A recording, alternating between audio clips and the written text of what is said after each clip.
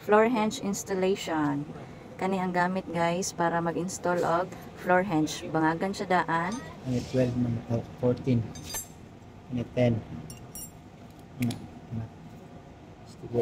Daan na ni siya nga floor hinge guys. Amo lang i-reinstall mo nang hugaw kay siya.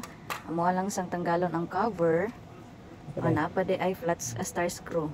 Gamitan pa day siya og star screw. Kulang pa day itong tools akong gipakita guys. Nalimtan, happy talimtan. Maka na star screw. Tanggalon lang na siyang cover. Kay para matanggal ang kanang gold. Then, nanay bangag ang semento. Ibutang na ang iyahang mismong flooring sa sa kanang floor hinge. I-screw lang. Yan, butahan na siya og tox sa ilalim guys. Butangan na siya og tox. Then, i-screw lang siya para dili mag-uyog-uyog ang iyahang cover, mismong flooring sa floor hinge.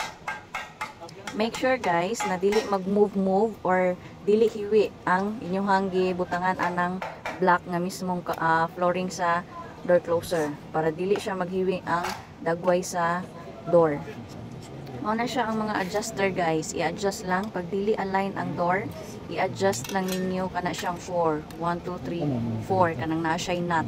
Mao na siya ang adjuster para mo straight ang line sa door.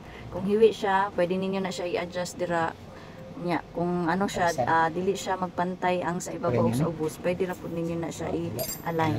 Then cover lang siya guys. Kailangan na siya naa na siya cover guys. Dili na siya pwede wala siya cover kay mao na ang mo support sa kanang gold na mismong mechanism sa door para dili siya mo angat sa ibabaw. So naato siyang taklo para dili siya mag angat para maintain lang iyang force dira sa ilalom. Kana siya guys, mao na iyang mga adjuster. Kana pa move forward, backward, then kanang duha sa side, pa side by side yan siya. Yan guys, mao na siya, na-cover na. Then nabutang na ang door, mao na iyang dagway pag mabutang na ang door. Yan na siya set up guys. Yan.